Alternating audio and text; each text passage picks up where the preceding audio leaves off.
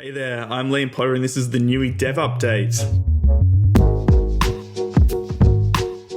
Okay, so June, we're halfway through what has to be one of the most turbulent years in most of our lifetimes anyway. The last 3 months has felt like a year. The reality is that we're still under a pretty big cloud of uncertainty and we're going to be for a while.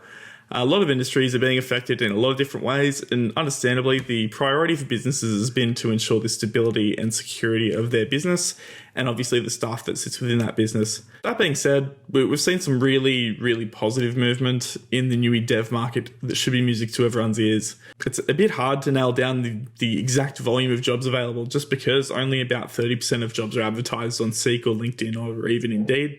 As a result, I can't really throw out an accurate number as to how many dev roles there has been in June as it stands.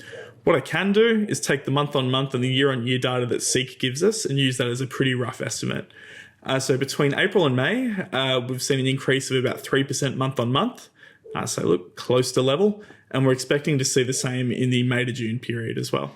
Unfortunately, that's about a 50% year-on-year drop if we compare to 2019, which is not really unexpected considering what's happening in the world at the moment. But, it's one of those things where we're sort of expecting it to slowly recover over time as opposed to an immediate bounce back.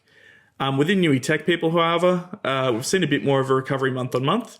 At the moment, we've currently got 12 dev jobs on across a bunch of different technologies, a bunch of different industries and experience levels.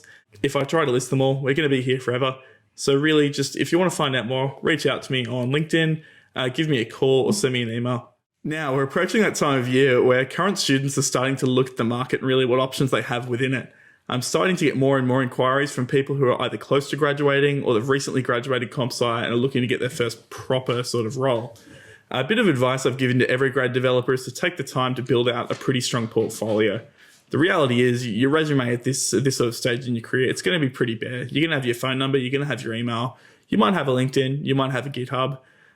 You might have the work integrated learning placement you did. That's kind of it. Really, a portfolio is a really good way to differentiate yourself, demonstrate your skill set and demonstrate your passion for this space. This can include your university projects. It can include some side projects that you've done. And if you haven't done side projects, I would really strongly encourage you to do so. It can include stuff you've done maybe for Code Academy or Udemy or something like that as well.